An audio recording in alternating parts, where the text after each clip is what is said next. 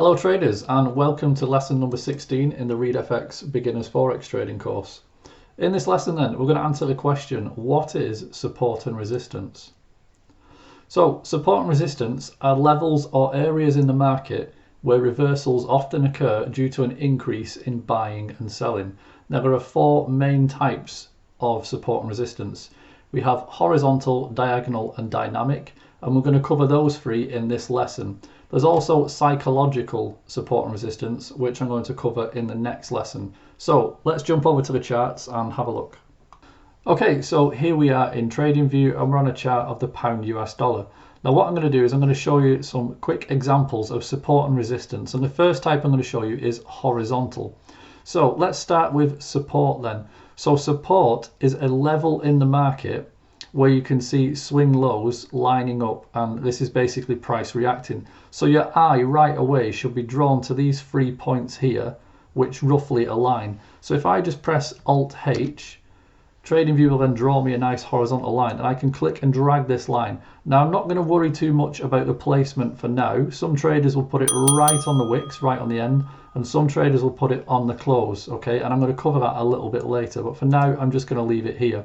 So support then is when price comes down to the market, reaches a level where buyers step in and push it back up. So we can see it happening on this occasion. We can see it happening here for a second time, and we can see it happening again a third time. So this level is worth having on the chart. Now, if we just quickly scan from this point onwards, we'll see if we can spot any more obvious ones.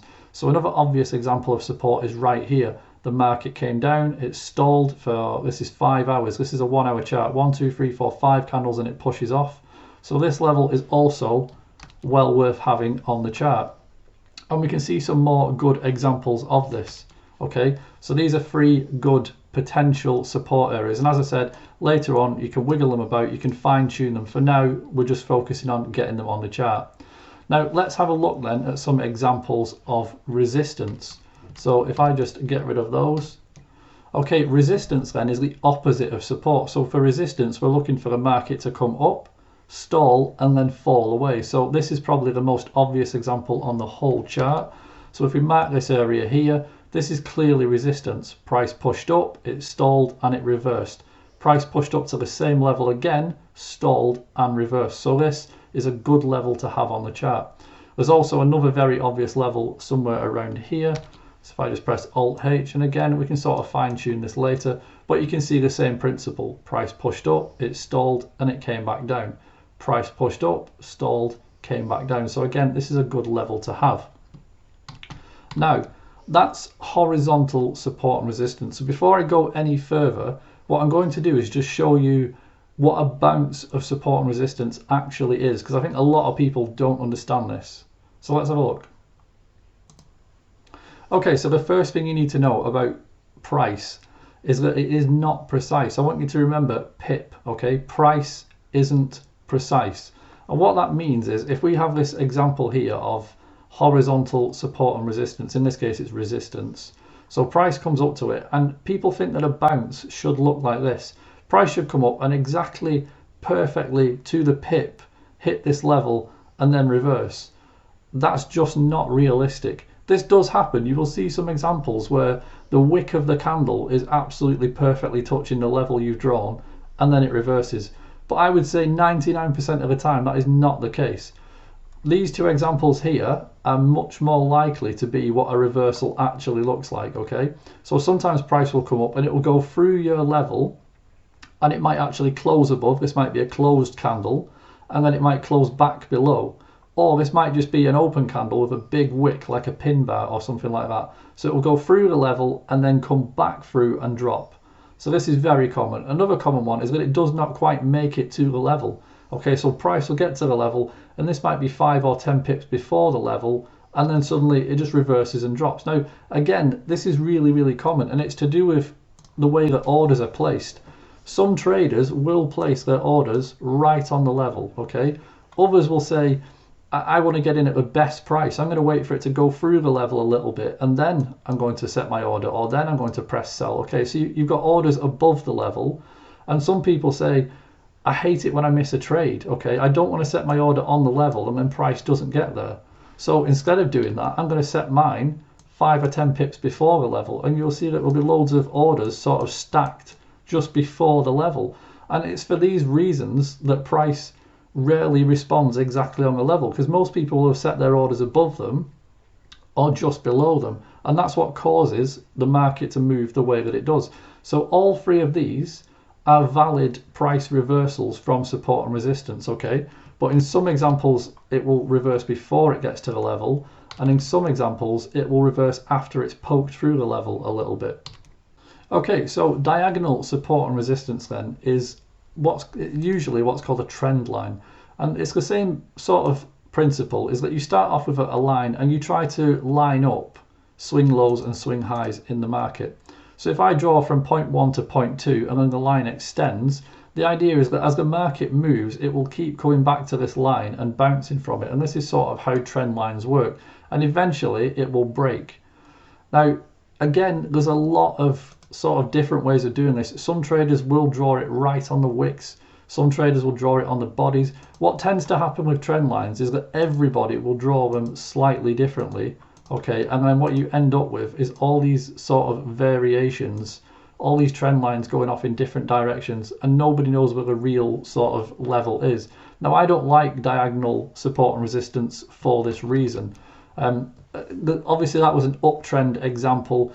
For a downtrend trend line, you just connect the highs instead of the lows. So it would look something like this. You draw it from the first high to the second high, and the line extends. And in this case, we didn't get any bounces, it broke straight away. So this is not a particularly good trend line. But that's how you do it in a downtrend anyway. Now, the third and final example that I'm going to show you in this video, okay, is what's called dynamic support and resistance. Now, dynamic support and resistance usually refers to moving averages, okay, and a moving average layer. So if I just zoom out a bit, in fact, let me move this so we can see. And here's a very good example. So if we look at this white line and this blue line, these are what are called moving averages. Now what you'll notice is that price moves away from the average and then back towards it. And just like our trend line example, each time it touches, it pushes away again, okay? So this is an example of dynamic resistance. You can see the market keeps going to the MA layer. So the layer is where the two MAs sort of come together. You can see the gap between them. So price moves into it, pushes away. Price moves into it, pushes away. And you can see this happening again and again. If I just find an uptrend example, and you'll see, here's a pretty good example. So you can see price is now doing the opposite. It's now moving from above. So this is an example of dynamic support. So price is moving away from it, it goes back towards it and bounces, and this happens again and again and again. Now, one more thing that I want to show you with dynamic support and resistance, and there's a good example on the chart right here. So you can see that on this move, it doesn't quite make it to this layer. And that's because each one of these MAs has a value. So this one here is a 200 MA. If I go to the inputs, you can see this is a 200. This one is a 100. Now, a lot of traders like to use a 50. So if I show you this move here, I can almost guarantee that will be on the 50 MA. So I just change the value to 50, and you'll see it redraw, and there we go.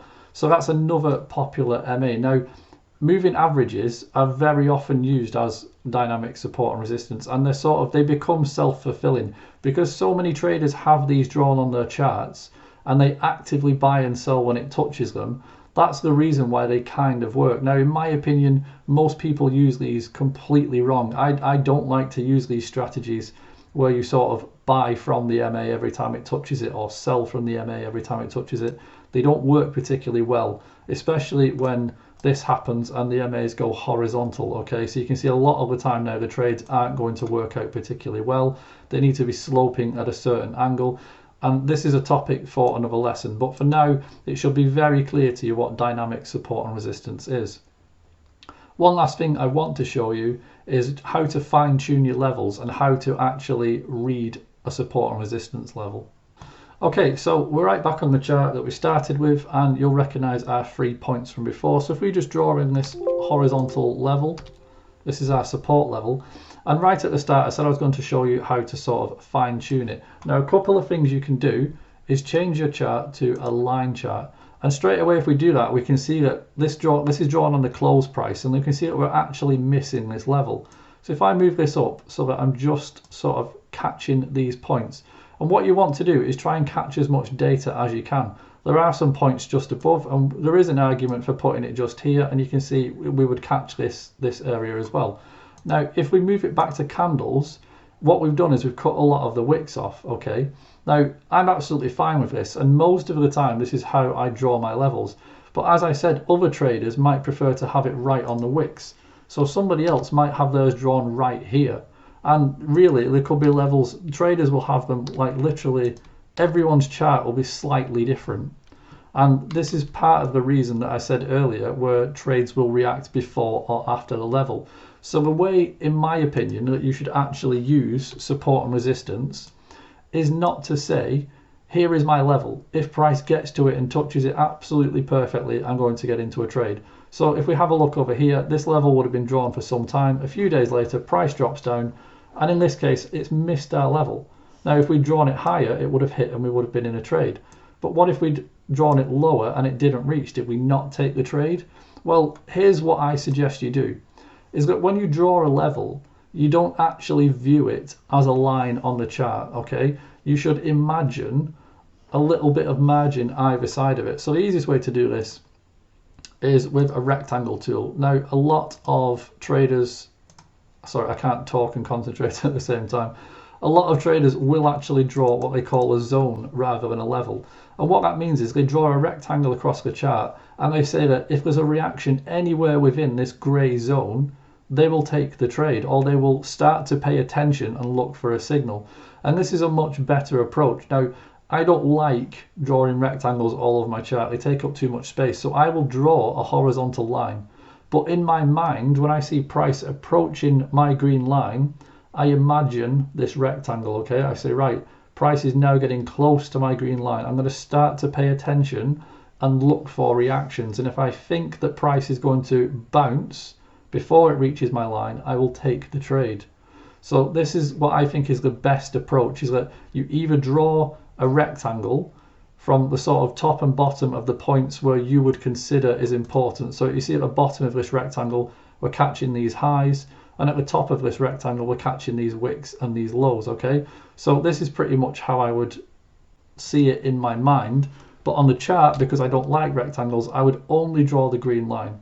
But in my mind, as price approaches, I'm imagining that rectangle and thinking, right, now price might react. So now I need to be prepared to see if there's going to be a reaction at this support level.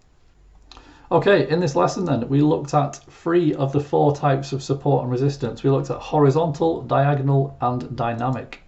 In the next lesson then, we're going to look at round numbers.